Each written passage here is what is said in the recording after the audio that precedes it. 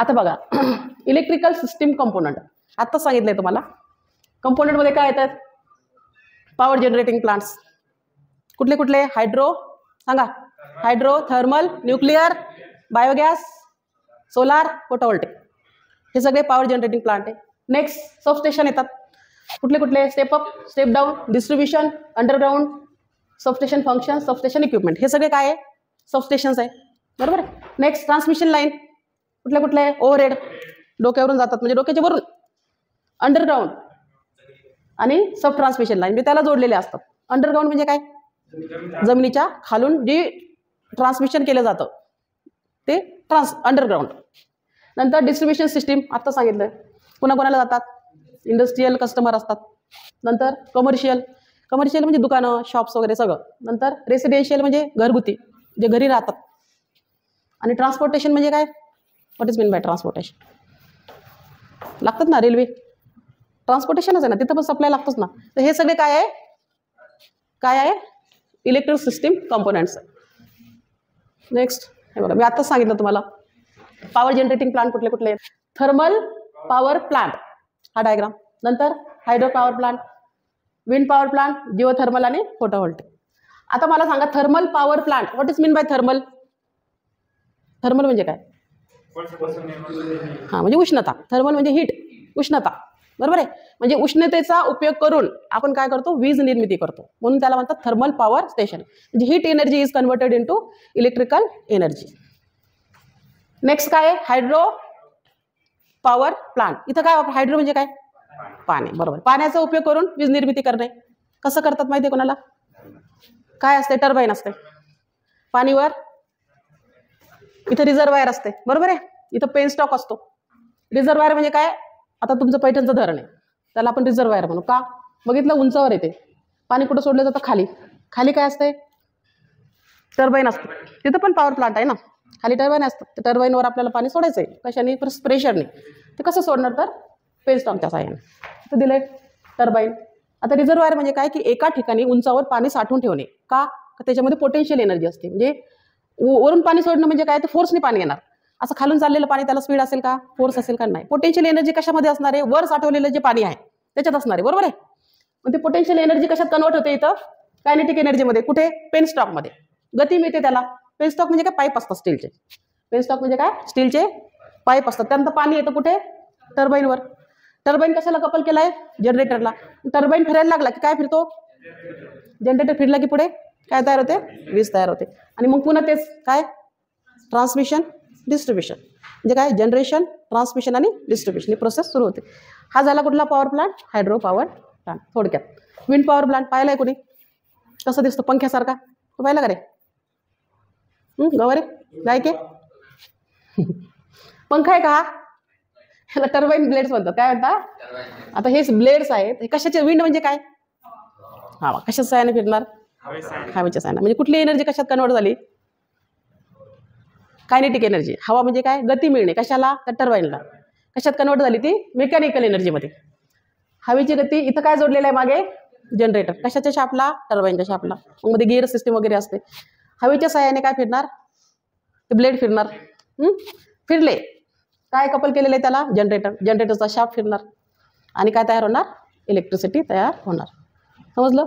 याचाच वापर आपण जवळचे जे गाव वगैरे असतात तिथे ते ट्रान्समिट केले जाते. म्हणजे हा याचा ड्रॉबॅक काय आहे सांगा बरं? विंड पॉवर प्लांटचा जेव्हा हवा असेल तेव्हाच तो पॉवर प्लांट चालू राहणार, नाहीतर बंद. जिओ थर्मल म्हणजे काय सांगा? जिओ म्हणजे what is mean by Jio? GEO. अर्थ, पृथ्वी. जिओ म्हणजे पृथ्वी.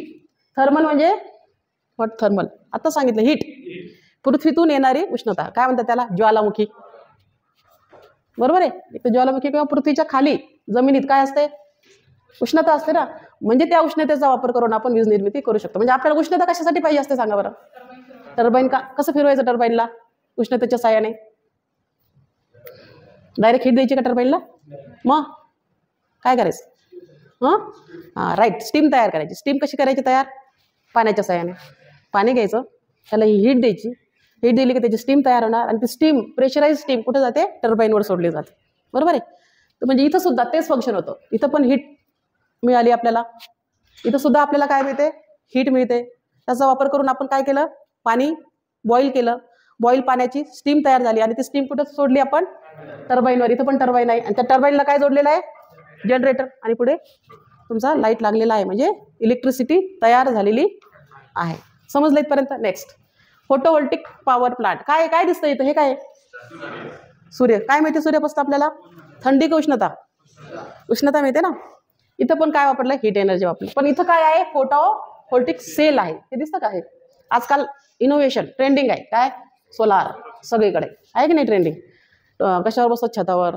मग ते सोलार गिझर आले, सगळं बरंच काही आलं सोलारवर डिपेंड, बरोबर आहे. इथे काय आहे, इथे जे येतात ना, फोटॉन्स रिलीज होतात सूर्यापासून. काय मिळतं आपल्याला, फोटॉन्स.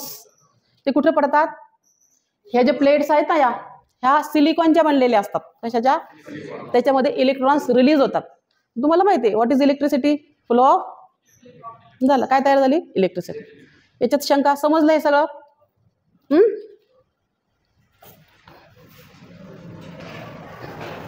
आता ट्रान्समिशन लाईन टॉवर दाखवलेले आहेत. हा टॉवर तुम्ही बघितला असेल, त्याला म्हणतात सिंगल सर्किट. म्हणजे काय, किती सर्किट, 3च फेज असणार, 3 क्रॉस आर्म असणार, त्याला म्हणायचं सिंगल सर्किट.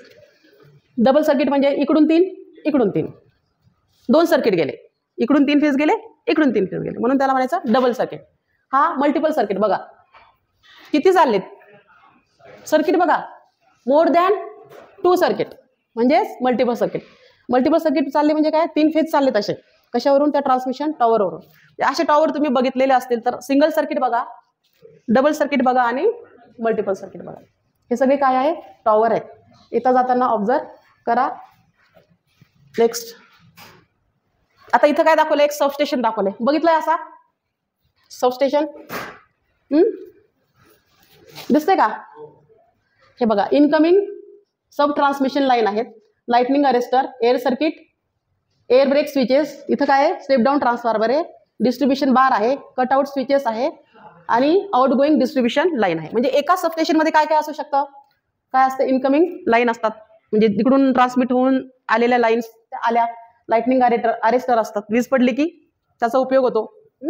नंतर एअर ब्रेक स्विच, फॉल्ट आला, शॉर्ट सर्किट झाला एखाद्या लाईनवर, तर ते सर्किट ब्रेकर आहे, रिलेज आहे, ते ऑपरेट होतात कुठं, सबस्टेशनमध्ये. मग आपण बघितले होते एअर सर्किट ब्रेकर, अजून कुठले कुठले बघितले आपण, ऑइल सर्किट ब्रेकर, अजून व्हॅक्यूम सर्किट ब्रेकर आहे की नाही. तर हे सगळे कुठे येणार, या सबस्टेशनमध्ये. तिथे स्टेप डाऊन ट्रान्सफॉर्मर असतो, व्होल्टेज आपल्याला कमी करून पाहिजे, कुठला ट्रान्सफॉर्मर वापरायचा, स्टेप डाऊन. नंतर डिस्ट्रीब्युशन बस म्हणजे काय, तिथूनच लाईन जाणार, फीडर लाईन कुठून, डिस्ट्रीब्युशन बसमधनं कुठे जाणार, एरिया वाईज. बदनापूरला एक फीडर लाईन आली, जालन्याला गेली, संभाजीनगरला गेली, कुठून जाणार, तर त्या डिस्ट्रीब्युशन बसपासून. डिस्ट्रीब्युशन म्हणजेच वाटप, तिथून ते काय झाली, वाटप झाली एरिया वाईज. नंतर कटआउट स्विचेस, हे तर माहिती, रिले वगैरे आले त्याच्यामध्ये सगळे, आणि आउटगोईंग डिस्ट्रीब्युशन लाईन. परत दुसऱ्या, आता एक सबस्टेशन पासून असं आहे की तो सबस्टेशन तिथं स्टॉप झाला नाही, तिथून पुन्हा दुसऱ्या गावाला चाललं ते, किंवा दुसऱ्या मोठ्या सिटीमध्ये पुन्हा ती काय झाली, इलेक्ट्रिसिटी ट्रान्समिट झाली. कशाच्या सहाय्याने, ट्रान्समिशन लाईनच्या सहाय्याने. हे काय, प्रायमरी लाईन्स, असे खंबे तुम्ही बघितले असणार आहे, पोल कुठं बाहेर येता जाता. हे काय असतात, काय काय असतात, कॅपॅसिटर. कशासाठी वापरतात कॅपॅसिटर, कशासाठी, व्होल्टेज ड्रॉप भरून काढण्यासाठी.